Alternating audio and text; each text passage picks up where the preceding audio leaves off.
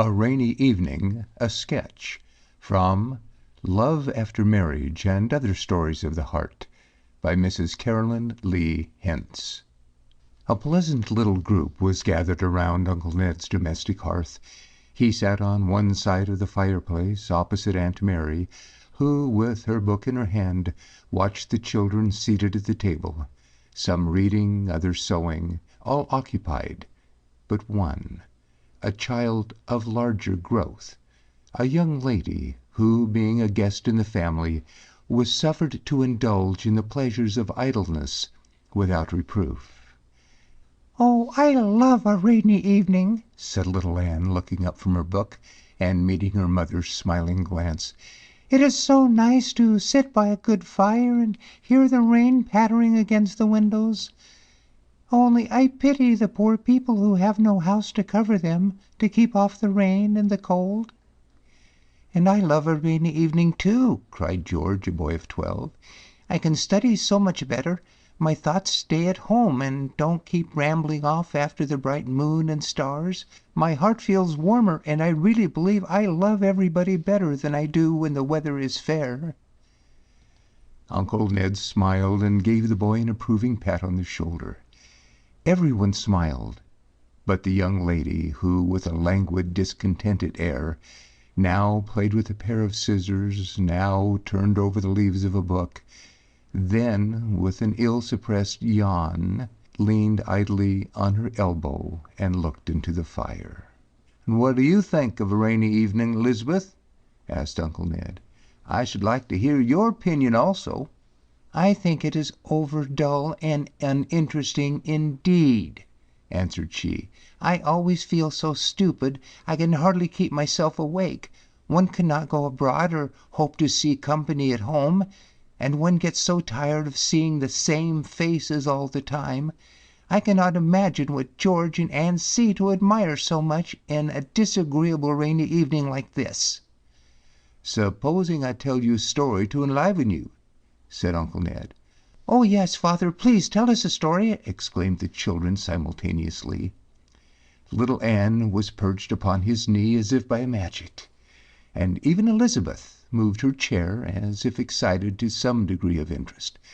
George still held his book in his hand, but his bright eyes, sparkling with unusual animation, were riveted upon his uncle's face. "I'm going to tell you a story about a rainy evening," said Uncle Ned. "Oh, that will be so pretty!" cried Anne, clapping her hands. But Elizabeth's countenance fell below zero. It was an ominous annunciation. "Yes," continued Uncle Ned, "a rainy evening. But though clouds darker than those which now mantle the sky were lowering abroad, and the rain fell heavier and faster, the rainbow of my life was drawn most beautifully in those dark clouds, and its fair colors still shine most lovely on the sight. It is no longer, however, the bow of promise, but the realization of my fondest dreams." George saw his uncle cast an expressive glance towards the handsome matron in the opposite corner, whose color perceptibly heightened, and he could not forbear exclaiming, "Ah, Aunt Mary is blushing. I understand Uncle's metaphor. She is his rainbow, and he thinks life one long rainy day." "Not exactly so. I mean your last conclusion. But don't interrupt me, my boy, and you shall hear a lesson which, young as you are, I trust you will never forget. When I was a young man I was thought quite handsome." "Pa is as pretty as he can be now," interrupted little Anne, passing her hand fondly over his manly cheek. Uncle Ned was not displeased with the compliment, for he pressed her closer to him, while he continued, "Well, when I was young I was of a gay spirit and a great favorite in society. The young ladies liked me for a partner in the dance, the chessboard, or the evening walk, and I had reason to think several of them would have made no objection to take me as a partner for life. Among all my young acquaintances there was no one whose companionship was more pleasing as that of a maiden whose name was Mary. Now, there are a great many Marys in the world, so you must not take it for granted I mean your mother or aunt. At any rate, you must not look so significant till I have finished my story. Mary was a sweet and lovely girl, with a current of cheerfulness running through her disposition that made music as it flowed. It was an undercurrent, however, always gentle and kept within its legitimate channel, never overflowing into boisterous mirth or unmeaning levity.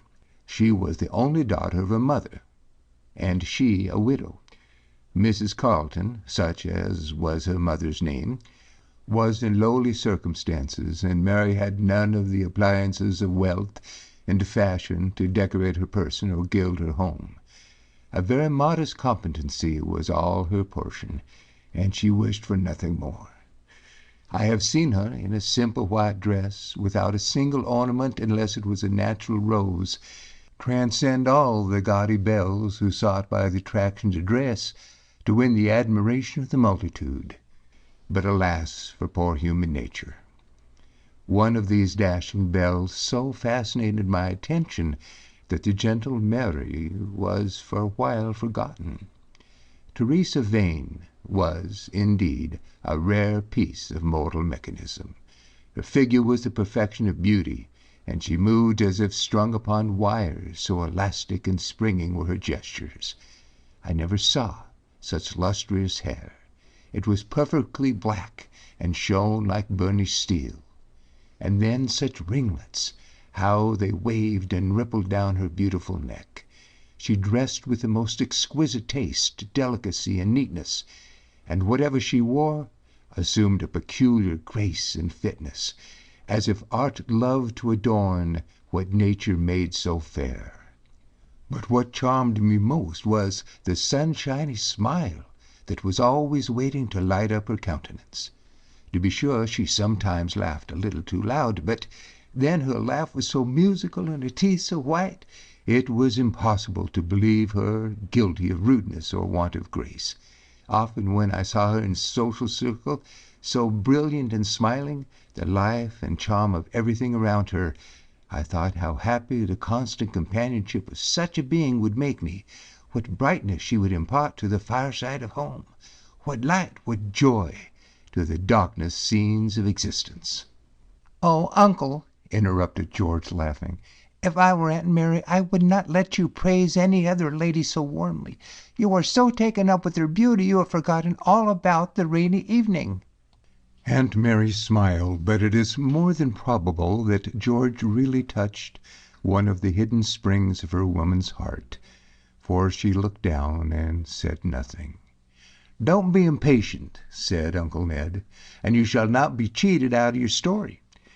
I have began it for Elizabeth's sake rather than yours, and I see she is wide awake. She thinks I was by this time more than half in love with Teresa Vane. And she thinks more than half right. There had been a great many parties of pleasure, riding parties, sailing parties, and talking parties, and the summer slipped by almost unconsciously. At length the autumnal equinox approached, and gathering clouds, northeastern gales, and drizzling rains succeeded to the soft breezes, mellow skies, and glowing sunsets peculiar to that beautiful season. For 2 or 3 days I was confined within doors by the continuous rains, and I am sorry to confess it, but the blue devils actually got complete possession of me. One strided upon my nose, another danced on the top of my head, one pinched my ear, and another turned somersaults on my chin. You laugh, little Nanny, but they are terrible creatures, these blue gentlemen, and I could not endure them any longer. So the 3rd rainy evening I put on my overcoat, buttoned it up to my chin, and taking my umbrella in my hand, set out in the direction of Mrs. Vane's. Here, I thought, as my fingers pressed the latch, I shall find the moonlight smile that will illuminate the darkness of my night. The dull vapors will disperse before her radiant glance, and this interminable equinoctial storm shall be transformed into a mere vernal shower, melting away in sunbeams at her presence. My gentle knock not being apparently heard, I stepped into the anteroom, set down my umbrella, took off my drenched overcoat, arranged my hair in the most graceful manner, and claiming a privilege to which perhaps I had no legitimate right, opened the door of the family sitting room and found myself in the presence of the beautiful Teresa. Here Uncle Ned made a provoking pause. "Pray go on. How was she dressed? And was she glad to see you?" assailed him on every side. "How was she dressed?" repeated he. "I am not very well skilled in the technicalities of a lady's wardrobe, but I can give you the general impression of her personal appearance. In the first place, there was a jumping up in an offhand sliding steps towards the opposite door as I entered, but a disobliging chair was in the way, and I was making my lowest bow before she found an opportunity of disappearing. Confused and mortified, she scarcely returned my salutation, while Mrs. Vane offered me a chair and expressed in somewhat dubious terms their gratification at such an unexpected pleasure. I have no doubt Teresa wished me at the bottom of the frozen ocean, if I might judge by the freezing glances she shot at me through her long lashes. She sat uneasily in her chair, trying to conceal her slip-shod shoes and furtively arranging her dress about the shoulders and waist. It was a most rebellious subject, for the body and the skirt were at open warfare, refusing to have any communion with each other. Where was the graceful shape I had so much admired? In vain I sought its exquisite outlines in the folds of that loose slovenly robe. Where were those glistening ringlets and burnished locks that had so lately rivaled the tresses of Medusa? Her hair was put in tangled bunches behind her ears and tucked up behind a kind of Gordian knot, which would have required the sword of an Alexander to untie. Her frock was a soiled and dingy silk with trimmings of sallow blonde, and a faded fancy handkerchief was thrown over one shoulder. "You have caught me completely en déshabillé," said she, recovering partially from embarrassment. "But the evening was so rainy, and no one but mother and myself. I never dreamed of such an exhibition of gallantry as this." She could not disguise the vexation with all her efforts to conceal it, and Mrs. Vane evidently shared her daughter's chagrin. I was wicked enough to enjoy their confusion, and never appeared more at my ease or played the agreeable with more signal success. I was disenchanted at once, and my mind revelled in its recovered freedom. My goddess had fallen from the pedestal on which my imagination had enthroned her, despoiled of the beautiful drapery which had imparted to her such ideal loveliness.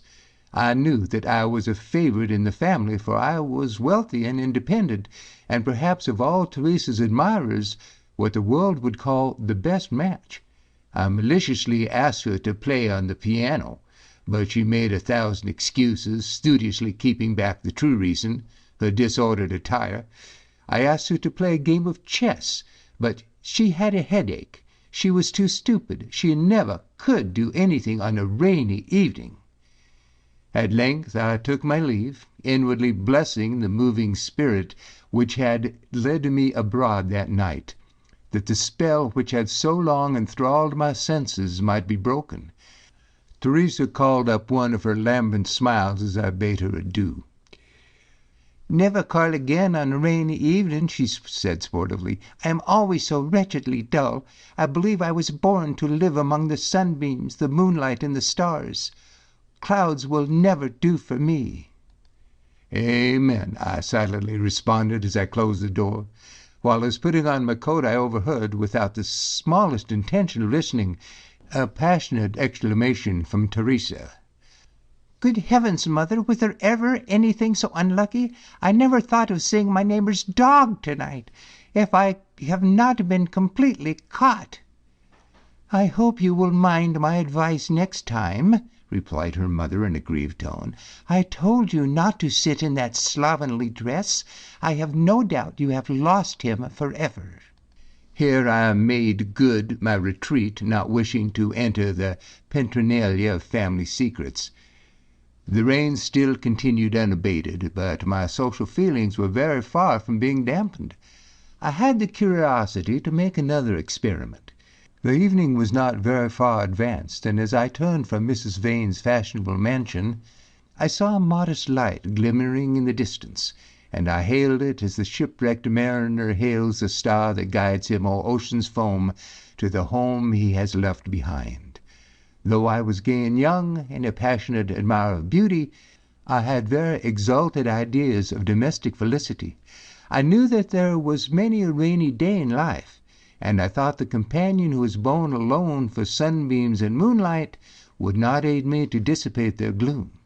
I had, moreover, a shrewd suspicion that the daughter who thought it a sufficient excuse for shameful personal neglect that there was no one present but her mother would, as a wife, be equally regardless of a husband's presence. While I pursued these reflections, my feet involuntarily drew nearer and more near to the light, which had been the lodestone of my opening manhood. I had continued to meet Mary in the gay circles I frequented, but I had lately become almost a stranger to her home. "Shall I be a welcome guest?" I said to myself as I crossed the threshold. "Shall I find her indiscernible likewise, and discover that feminine beauty and grace are incompatible with a rainy evening?" I heard a sweet voice reading aloud as I opened the door, and I knew it was the voice which was once music to my ears. Mary rose at my entrance, laying her book quietly on the table, and greeted me with a modest grace and self-possession peculiar to herself. She looked surprised and a little embarrassed, but very far from being displeased. She made no allusion to my estrangement or neglect, expressed no astonishment at my untimely visit, nor once hinted that, being alone with her mother and not anticipating visitors, she thought it unnecessary to wear the habiliments of a lady. Never in my life had I seen her look so lovely. Her dress was perfectly plain, but every fold was arranged by the hand of the Graces. Her dark brown hair, which had a natural wave in it, now uncurled by the dampness, was put back in smooth ringlets from her brow, revealing a face which did not consider its beauty wasted because a mother's eye alone rested on its bloom. A beautiful cluster of autumnal roses, placed in a glass vase on the table, perfumed the apartment, and a bright blaze on the hearth diffused a spirit of cheerfulness around, while it relieved the atmosphere of its excessive moisture. Mrs. Carleton was an invalid, and suffered also from an inflammation of the eyes. Mary had been reading aloud to her from her favorite book. What do you think it was? It was a very old-fashioned one indeed, no other than the Bible. And Mary was not ashamed to have such a fashionable young man as I then was, to see what her occupation had been. What a contrast to the scene I had just quitted! How I loathed myself for the infatuation which had led me to prefer the artificial graces of a belle to this pure child of nature. I drew my chair to the table, and entreated that they would not look upon me as a stranger, but as a friend anxious to be restored to the forfeited privileges of an old acquaintance. I was understood in a moment, and without a single reproach was admitted again to confidence and familiarity. The hours I had wasted with Teresa seemed like a kind of mesmeric slumber, a blank in my existence, or at least a feverish dream. "What do you think of a rainy evening, Mary?" I asked before I left her. "I love it of all things," replied she with animation. "There is something so home-drawing, so heart-knitting in its influence. The dependencies which bind us to the world seem withdrawn, and retiring within ourselves, we learn more of the deeper mysteries of our own being." Mary's soul beamed from her eye as it turned with a transient obliquity towards heaven. She paused as if fearful of unsealing the fountains of her heart. I said that Mrs. Carleton was an invalid, and consequently retired early to a chamber. But I lingered till a late hour, nor did I go till I had made a full confession of my folly, repentance, and awakened love. And as Mary did not shut the door in my face, you may imagine she was not sorely displeased. "Ah, I knew who Mary was. I knew it all the time," exclaimed George, looking archly at Aunt Mary. A bright tear, which at that moment fell into her lap, showed that, though a silent, she was no uninterested auditor. "You have it done, father." said little Anne in a disappointed tone. I thought you were going to tell a story. You've been talking about yourself all the time." "I have been something of an egotist, to be sure, my little girl, but I wanted to show my dear young friend here how much might depend upon a rainy evening. Life is not made all of sunshine. The happy and most prosperous must have their seasons of gloom and darkness, and woe be it to those from whom souls no rays of brightness emanate to gild those darkened hours. I bless the God of the rain as well as of the sunshine. I can read his mercy in his love as well as in his tempest, whose wings obscure the visible glories of his creations, as in the splendor of the rising sun or the soft dews that descend after his setting radiance. I began with a metaphor. I said a rainbow was drawn on the clouds that lowered in that eventful day, and that it still continued to shine with undiminished beauty. Woman, my children, was sent by God to be the rainbow of man's darker destiny. From the glowing red, emblematic of that love which warms and gladdens his existence, to the violet melting into the blue of heaven, symbolical of the faith which links him to a purer world, her blending virtues, mingling with each other in beautiful harmony, are a token of God's mercy here, and an earnest future blessings in those regions where no rainy evenings ever come to obscure the brightness of eternal day. End of A Rainy Evening, a Sketch from Love After Marriage and Other Stories of the Heart by Mrs. Carolyn Lee Hentz.